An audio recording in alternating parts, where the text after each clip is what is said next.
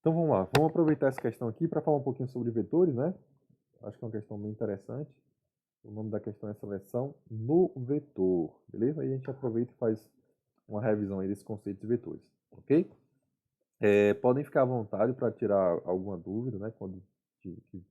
À medida que eu estiver falando, pode mandar uma mensagem, pode falar, não se acanhe não. Estamos aqui para realmente dar esse apoio para vocês, beleza? Então é melhor até que vocês falem e eu consiga explicar melhor alguns pontos do que eu vou até avançar um pouco mais ou até repetir, ficar repetitivo, né? Então fique à vontade para interagir. Então vamos lá. Faça um programa que leia um vetor, né, A6, né? Então eu tenho aqui um tamanho 6. No final, mostre todas as posições do vetor que armazena um valor menor ou igual a 10, né? Então, observe que eu tenho que preencher um valor de tamanho 6, um vetor de tamanho 6, né? Depois eu tenho que verificar essa ideia do conteúdo desse vetor, né? Verificar se esse conteúdo, né, se esse elemento nesse vetor é menor ou igual a 10, certo? Certo? Então, eu tenho que verificar a posição desse vetor e também eu tenho que mostrar qual é o conteúdo desse vetor, né? E aí ele dá uma sugestão, ó, a saída, né, que eu tenho que mostrar é essa. Então, o i é o índice, né, a posição do vetor, posição que vai de 0 a 5, né, nesse caso, né, de 0 a 5, porque eu tenho 6 elementos, né? Então, como eu tenho 6 elementos, eu posso indexar do 0 até o quinto, né? Então, o 0 acaba contando como um elemento, né? Também, né? Embora o índice seja 0, ele também conta como um elemento, né? Então, eu tenho aí 6 possibilidades de índice que variam de 0 a 5, ok? E aí, eu tenho que mostrar nesse formato, entre colchetes, o índice, né? E aqui, e do lado, qual é o elemento de fato, né? Que é menor que 10. Vamos lá. Então, observe que eu posso preencher esse vetor e uma coisa que é interessante é que esse vetor já tem tamanho fixo, beleza? Eu vou fazer aqui essa questão de forma bem simples, certo? Então, vou tentar trabalhar ela de forma bem simples e de forma bem didática, certo? Então, a ideia é que fique bem claro para vocês. Então, podem ficar à vontade aí para interagir, certo? Então, vamos lá. Então, eu preciso preencher. Então, vou fazer duas etapas. Primeiro eu vou preencher, depois eu vou verificar os elementos, né? Fazer de forma bem detalhada aqui. Então, vamos lá. Então, eu preciso preencher um vetor. Toda vez que trabalhar com vetor, naturalmente eu posso trabalhar com um laço contado, né? Então, o contador do for, ele vai me ajudar a indexar o vetor, ou seja, a identificar as posições do vetor. Então, ao mesmo tempo que eu uso um contador, eu vou usar esse contador também como um índice do vetor, beleza? Então, vamos lá. Então, eu sei que eu tenho um vetor, né? Eu posso definir aqui inicialmente esse vetor, então vou chamar aqui, ó. Ele diz que é um vetor A, né? Então, até um var vetor A. Para ser vetor, eu garanto que ele é um vetor fazendo essa inicialização aqui, né? Uma variável A. E essa variável A será um vetor. Então, eu atribuo aqui um vetor vazio. Beleza? Aqui uma inicialização de A como vetor vazio. E aí, ó, eu consigo colocar um índice I, né? Começa com 0. Índice I começa com 0. E esse I vai até a posição menor que 6, né? Então ele vai de 0 a 5. E esse I vai incrementar de 1 em 1, né? Vai aumentar de 1 em 1, beleza? Então eu vou olhar a posição 0, no caso, eu vou preencher a posição 0, a posição de índice 1, 2, de 3, de 4, até a posição de índice 5, né? Vetor a posição. Como é que eu acho a posição? Justamente usando essa ideia aqui, ó, de colchetes, né? Essa sintaxe, né?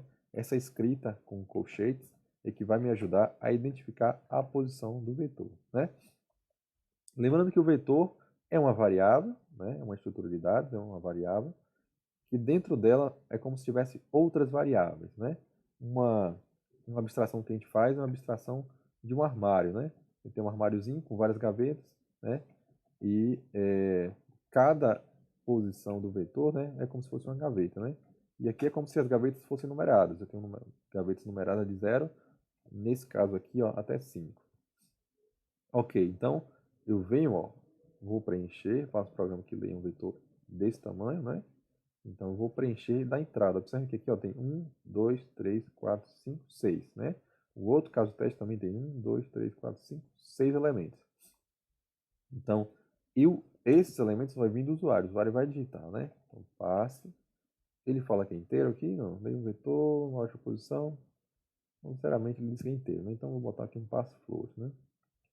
Passe float. Prompt entre com um número. Beleza? Então, aqui eu vou preenchendo cada elemento do vetor. Vou fazer de forma bem separada. Então, ó, esse for eu vou fazer só para preencher. Aí eu vou usar um outro for para identificar quais são os elementos que são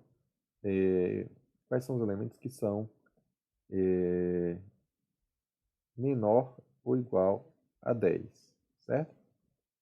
Posso fazer tudo de uma vez, mas eu vou fazer separado, né? Só para a gente focar. Então aqui a gente foca em ler, carregar, e aqui a gente vai focar em trabalhar em cima desse vetor, né? Fazer as operações necessárias em cima desse vetor. Então se um elemento de A, um elemento I de A, for o quê? O que ele diz aqui? For menor ou igual a 10. Né? Se ele for menor ou igual a 10, se ele for menor ou igual a 10, o que eu vou fazer? Eu vou fazer o seguinte, eu vou mostrar, né? Nesse formato, né?